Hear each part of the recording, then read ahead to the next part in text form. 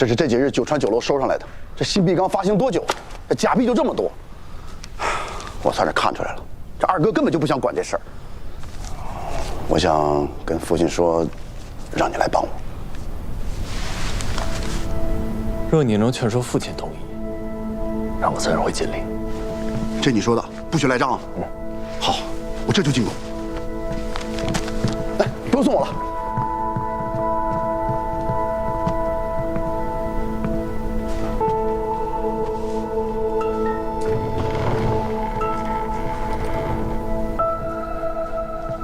三少主此番前来，果然是希望少主助他查案。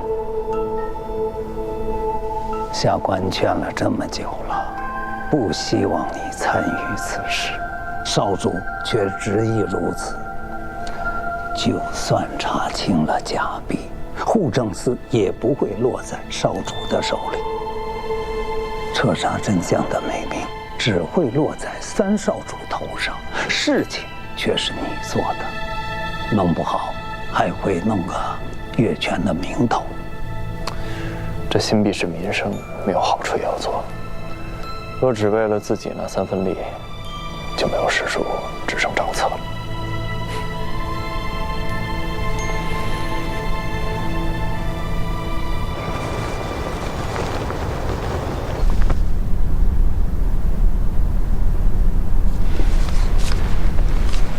初五，尹征在集市抓了几个假币贩子，起初都不肯说，用了刑，全都招了。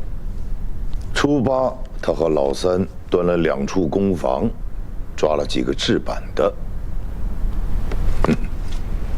初九就起了底了，他们都说认识一个走私贩子，叫陈曦的。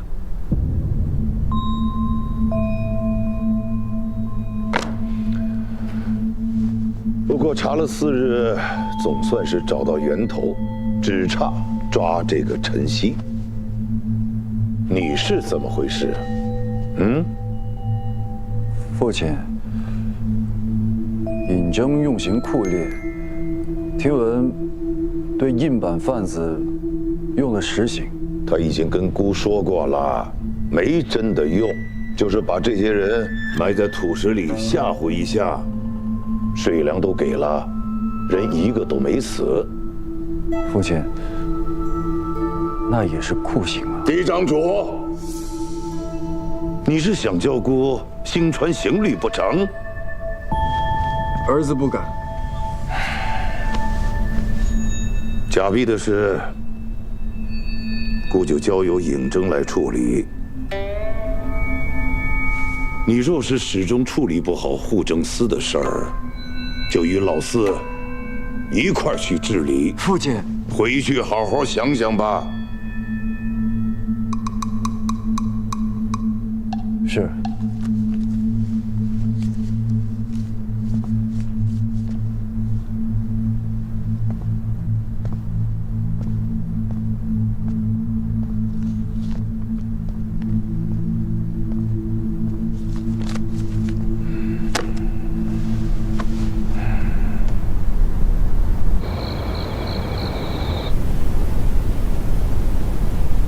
接下来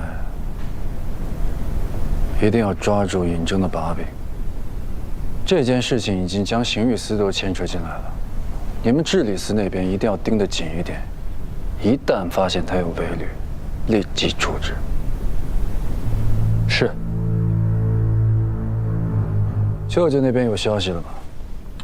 哦，还没有消息。不过岳侯爷说，或许可以用一桩新的事，来掩盖眼下要紧的这一件。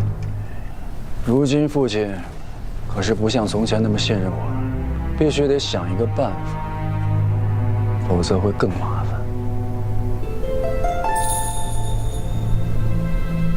老四，你现在和我可是一条船上的人，你知道该怎么做的。二哥放心，我都明白。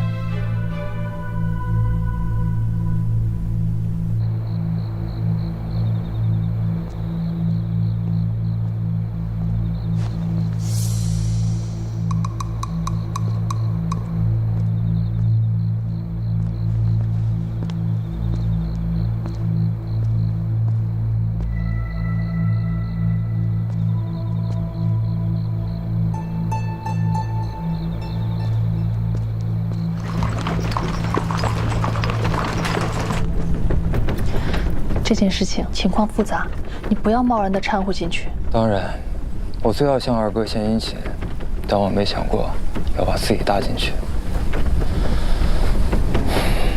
贾碧这件事儿水太深了，我心里有数。我就知道，你总能让我安心的。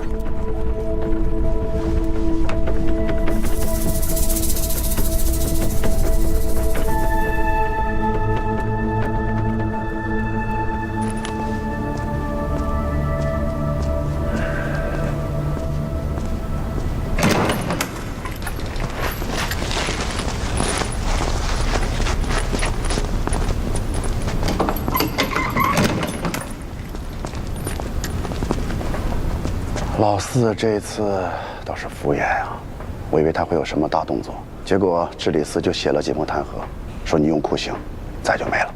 我这可算不上酷刑，他弹劾不了什么，放心。哎，你说你平时跟小绵羊似的，这回怎么这么狠啊？你是不是一直在压抑自己的兽性？哎，你这话说的，要不下回你来？不，你来。哎，他说什么了？都是晨曦的人，说他保去代传了。代传？为什么会是代传？这代传背后牵扯什么人，你应该清楚。有点不太对劲儿啊。还有必要再查吗？要不算了吧。若是再牵扯出来别的什么人，怕是还是先把晨曦抓到再说吧。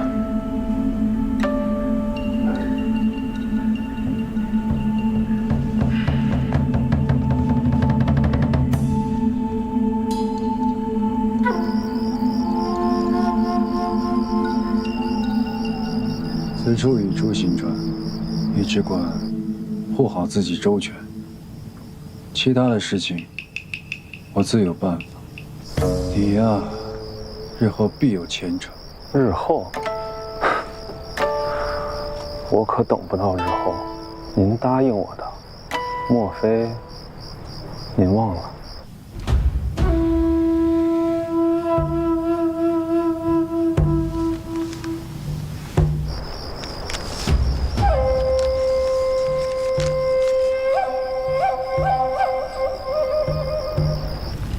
保重。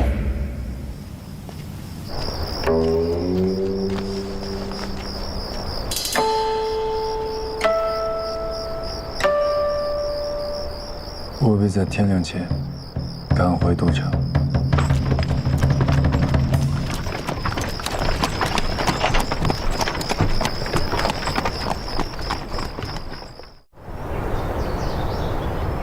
同安山发现了这处探脉，虽与代川交界，但不管是九川合盟中议定的，亦或是史书当中记载的，同安山都隶属我川。代川越界相争，未免无耻。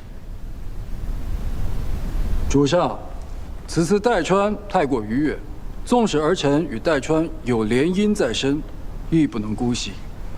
我川常年因矿脉受制于代川，这次千万不能让他们得逞。儿臣以为应当封山，去往同安山内的官道、山道，亦应封建。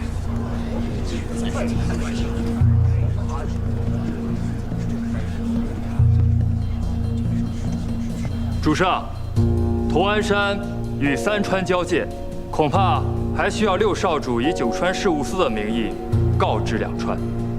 是，但主上，封路一事会涉及单川，还请主上明察。好了，同安山矿脉必不可失，先去将代川方向的官道封禁，其余的日后再议。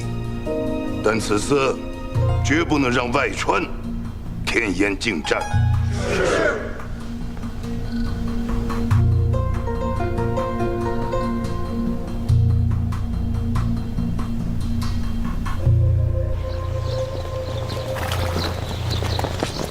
你要去很久吗？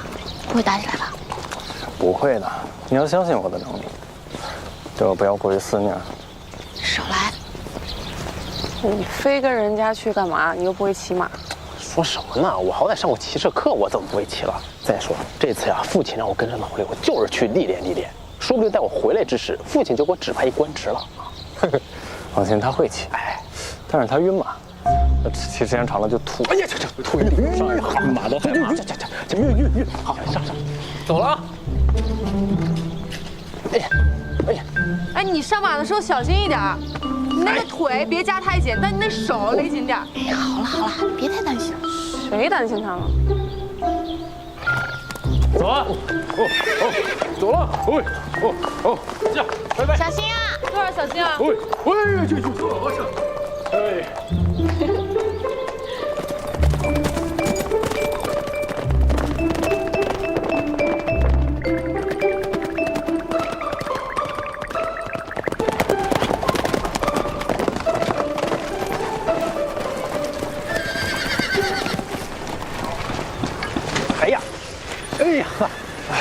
哎呀，真不错啊！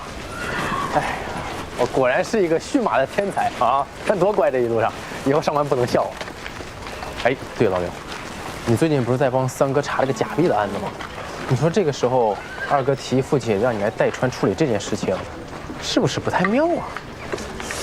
连你都看出来了？什么叫连我都看出来了？我看起来很愚蠢吗？不过也好，可以查一查晨曦的下落。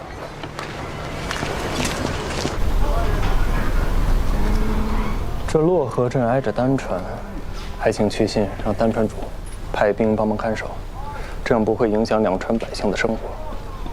那现在我们只需要把去向代川的平东镇官道封上即可，明白了吗？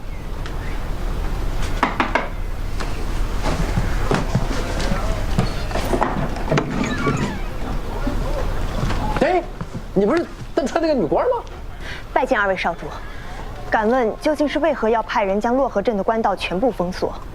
明日起就是洛河镇茶马节，丹川东北州镇都靠这几日的茶马市役养活。如今闭锁官道，恐怕会影响百姓生计呀。你这消息从何而来？信川都城加急送来的敕令。不是，难道是我记错了吗？我怎么记得父亲只说要封了代川的官道，怎么到头来把丹川也给封了？是不是？现在当务之急还是要跟丹川主见。我不去，我看着我紧张，我腿软。不是要历练吗？吴少主，请。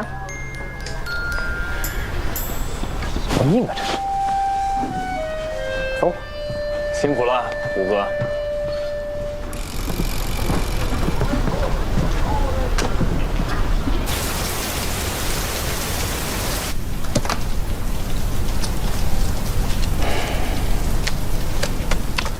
封路的公函已然发下去了，以老六的性子，会作何决断？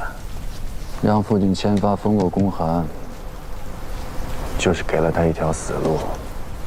若按制行事，这点时日可不够他来回请示的。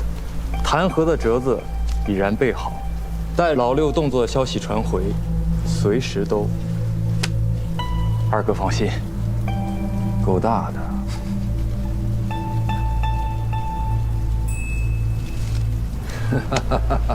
二哥这牌赢得漂亮。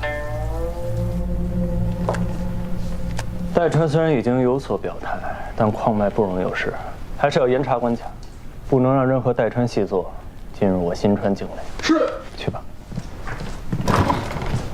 哎呦！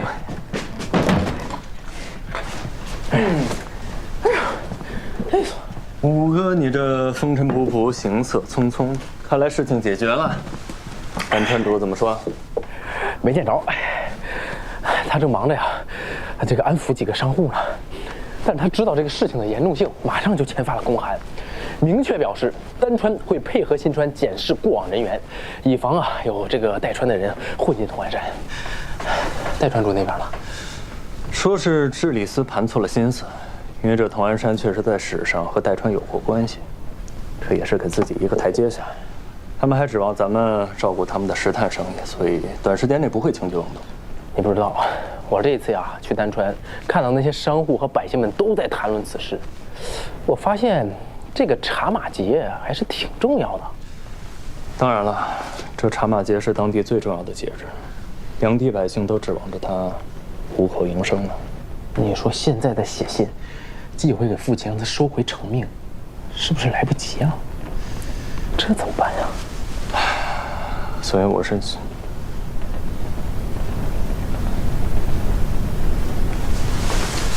胡哥，你怎么想？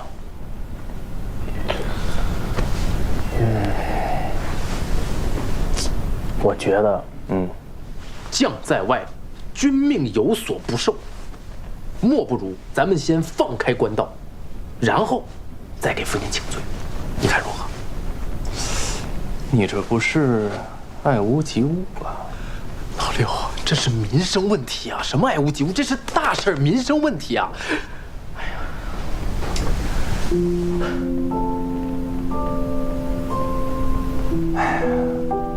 哥，你成长了，成长了。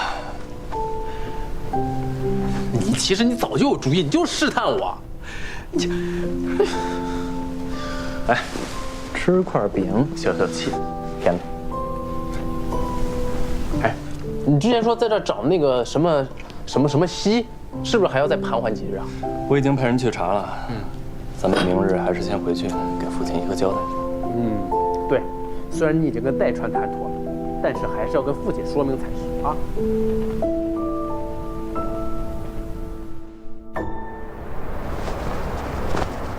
六少主递上请罪折子，说给丹川放行是为民生，可此举置本川利益于不顾，更是僭越独断，理应重罚。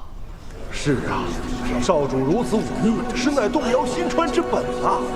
对呀，新川少主怎可偏袒外川？这个可少主也是为民生着想啊！哎，虽情有可原，但罪不可恕。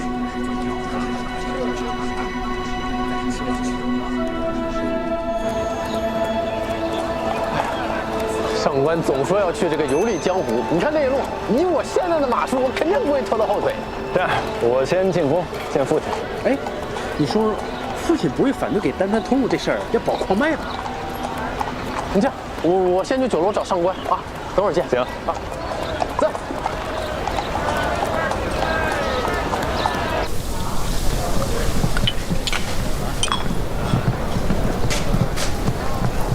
哎，老九。哎，五哥，你在这干嘛呢？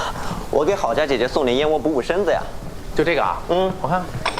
哎呦，哎，你这个东西靠谱吗？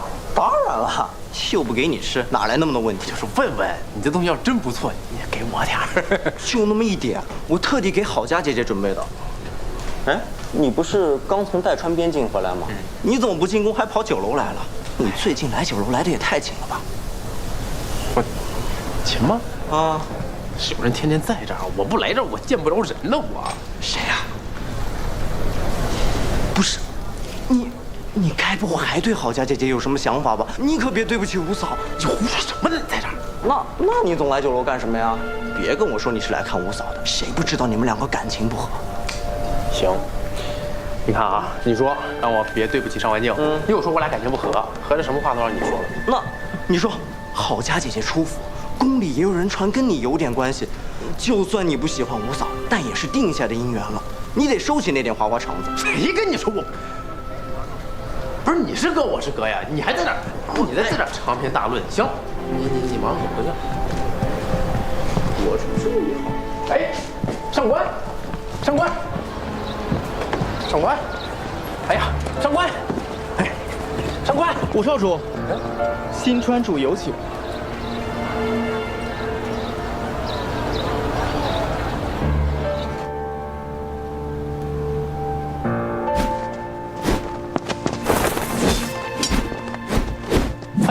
这给你。哦，我不用，我没事儿。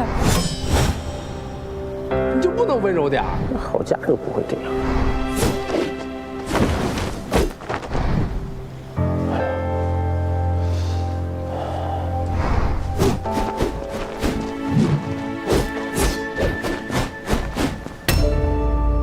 郝家姐姐出府，宫里也有人传跟你有点关系，就算你不喜欢五嫂，但也是定下的姻缘了，你得收起那点花花肠子。下去吧。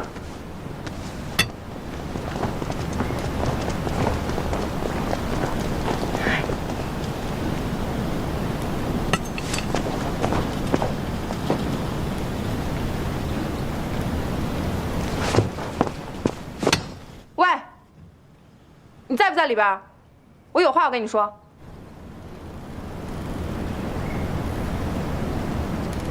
你今天跟老九说的话，我全部都听到了，我心里很在意。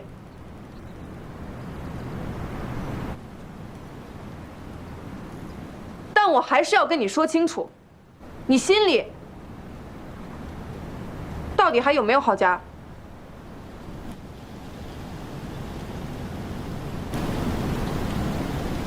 我跟你说话呢，尹琪，你听没听见？夫人，夫人，不好了！夫人，不好了！近日少主进宫问安，迟迟未归。方才小人去问，结果听说5少主跟6少主被扣下了。什么？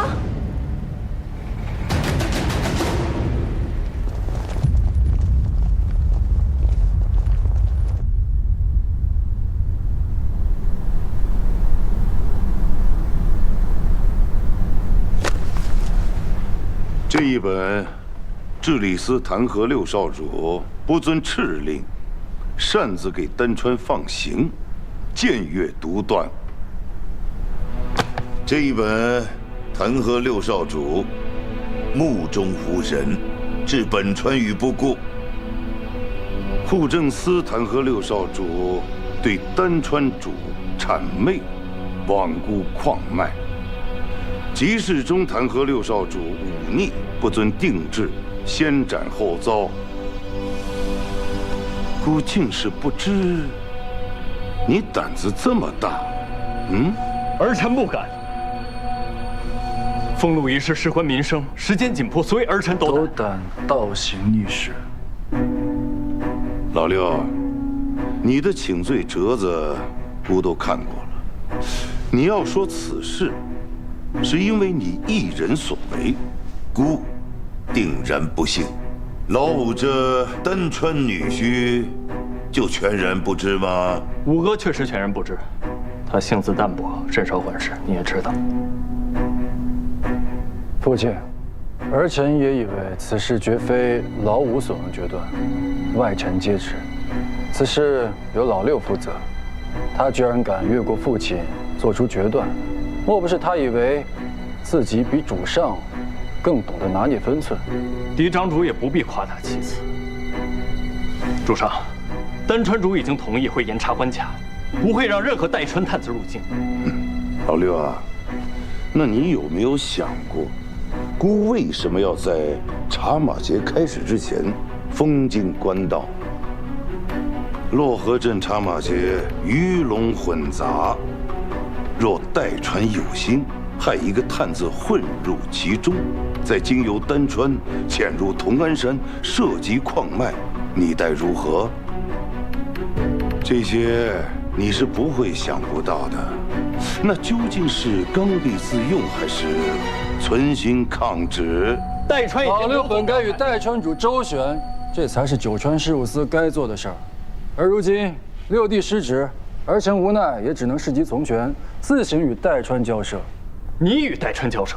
你何时与代川交涉？儿臣的岳丈乃是代川矿主，他已联手其他矿主说服代川主放弃同安山矿脉。如今事情已成，这是回函。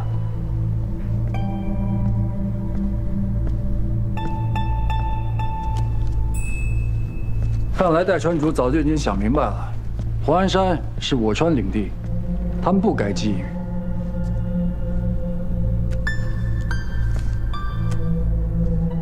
老6，你是新川的少主，不是丹川的少主。此次父亲派你去同安山，是为了让你保住矿脉，与代川斡旋，而你所做之事，与抗旨无异。但好在，大家都是自家人，请罪折子道一声僭越，也就可以高高抬起，轻轻放下。老6，你可知罪？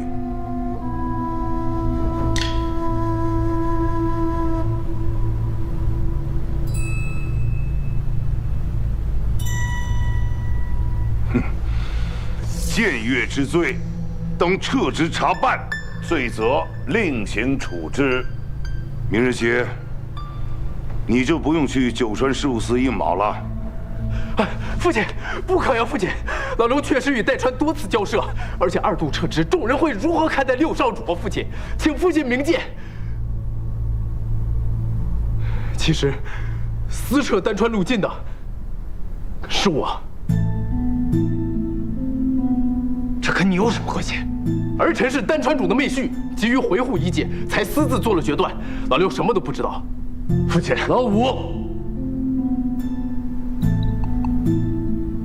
你撒谎，也要找几个合适的理由。你们同去同安山，你听令于他，没有他的指令，你能决断？我怎么不能？没有给丹川通用的指令，我都敢放行，我还会怕老六不同意我吗？父亲，此事与5哥无关啊！父亲，此事确实是儿臣一人所为。如果你要罚，就罚我吧。父亲，老六什么都不知道啊！父亲，好了，来人，在，将5少主、6少主拖出去，杖20，关入监室。是。父亲，你要罚就罚我一个人吧，老六什么都不知道啊！父亲，父亲，老六真的不知道，父亲，父亲。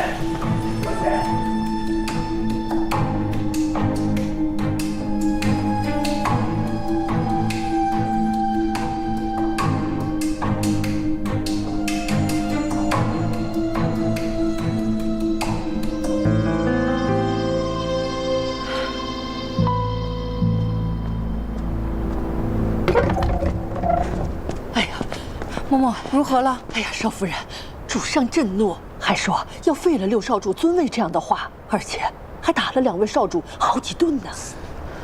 他平日里就犯浑，新川主对他也没有什么指望，但这头一回打这么重啊！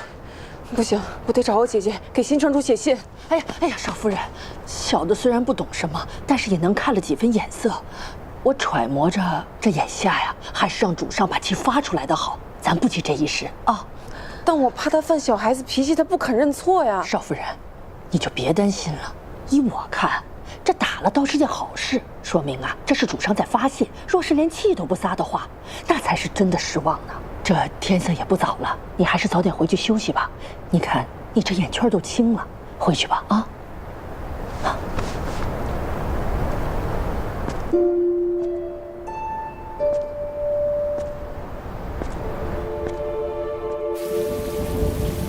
我就不明白了，他俩明明做的是好事，怎么反被人利用，hand上了罪名？小人听说，本来都把5少主摘出去了，可一听主上要治咱们少主的罪，这5少主一着急，就说事情都是自己做的，真不知道后面会有什么结果。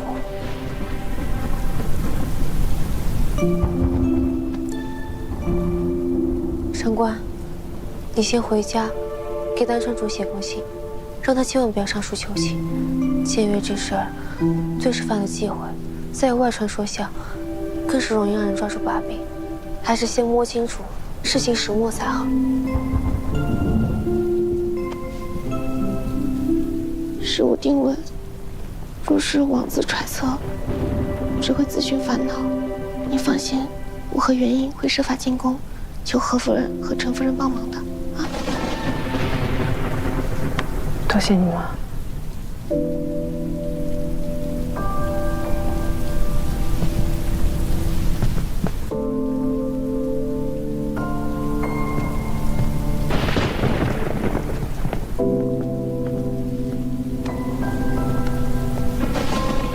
会好的。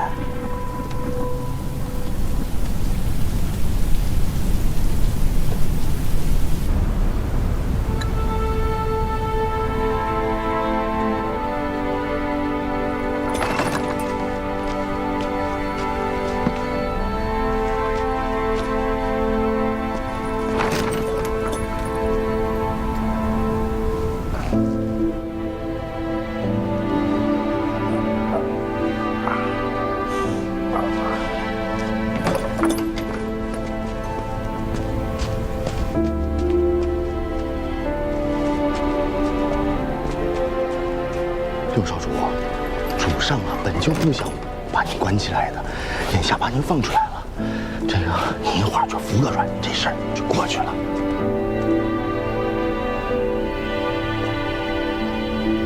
主上作何决定？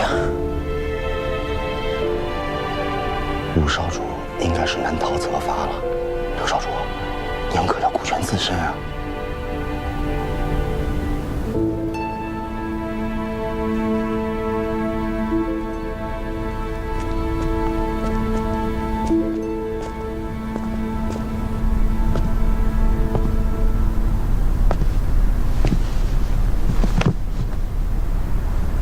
参见主上。知错了吗？臣逾矩奉行，先斩后奏，理应按律处理。主上若是要废我绝无怨言。但父亲能不能放了5个，此事与他无关。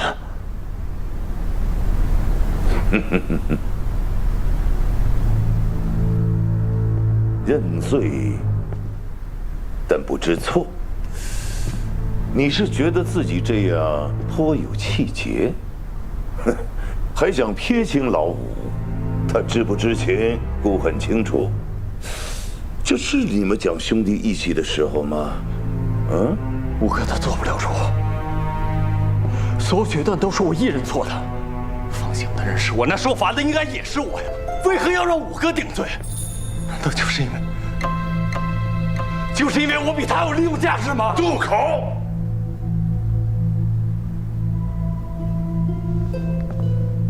你是就这么想自己的父亲？姑可真是待你不薄。你可知这短短半日，弹劾的折子像雪片一样送入宫中，老五已经亲口承认是他自己所为。他还是丹川的女婿，说于此事无涉。这满朝文武，谁能相信？可忤逆的人就是我，不是他。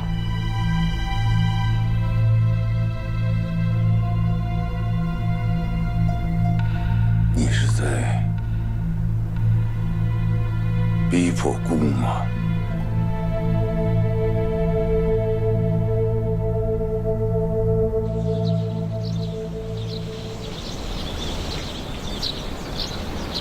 考试你又输了。二哥怕是要把我下个月的俸禄也收入囊中了。那现在就给你个机会，让你把以前的俸禄全都再赢回去。那二哥这次想赌点什么？就赌老六吧，看他能苟延残喘到几时。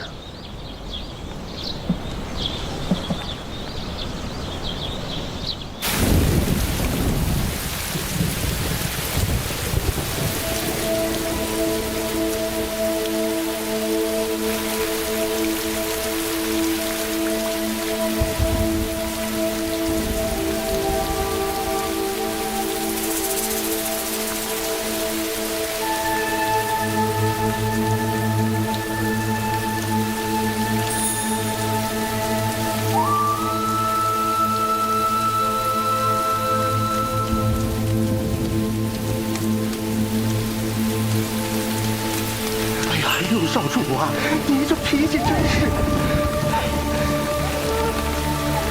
主上能否对5个从轻发落？哎呀，主上怎么想，岂是小人敢揣测的？主上只是让小人将少主带去偏殿思过。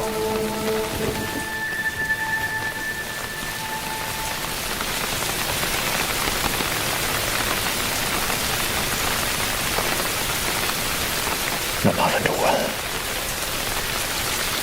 帮我带句话给主上，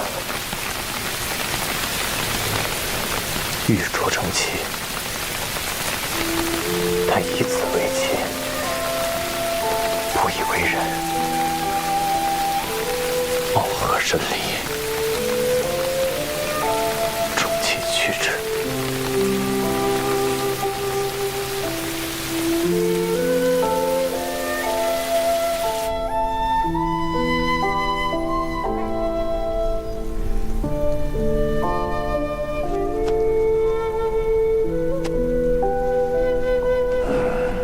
主上，六少主实在不该说这样的话。主上想用他击一击嫡长主，这也是为兄弟者分内的。他呀，就是担心五少主有点昏了头。他一早便知孤用他压着老二，自愿为孤的剑刃。如今却又说孤把儿子们都当成工具，迟早儿子也要舍弃孤。主上，六少主他只是……行了。哎呀，他现在是脑热，为了一点情谊，分寸都顾不上了。是。主上，那五少主会如何处置呀？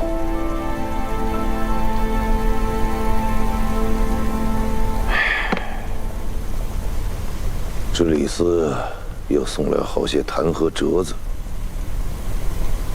终归要有个交代。僭越的罪行，老六万万担不起。可老五，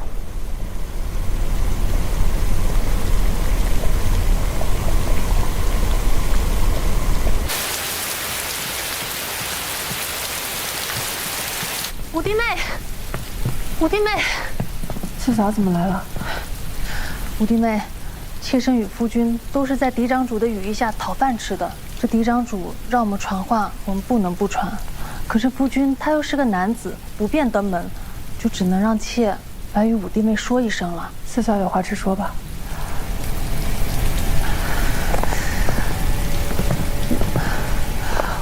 五弟现在性命垂危。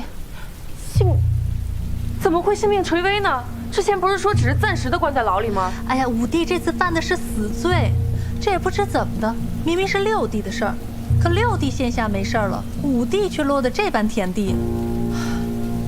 五弟妹，嫡长主他是心疼五弟的，不然不会让我们夫妇俩来传话。他想着你毕竟是丹川的郡主，你想想办法，或许五弟还能有一条活路。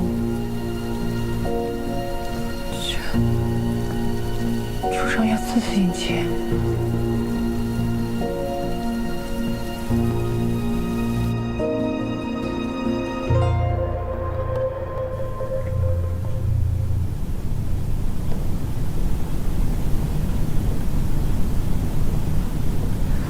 先前你们地铁的进宫求见都被退了回来，可见主上也没有想好如何处置。既然现在放你们进来，开始有了定论。白日里，老六已经被提了出来，眼下正在偏殿压着。只是这老五，在牢里一点动静都没有。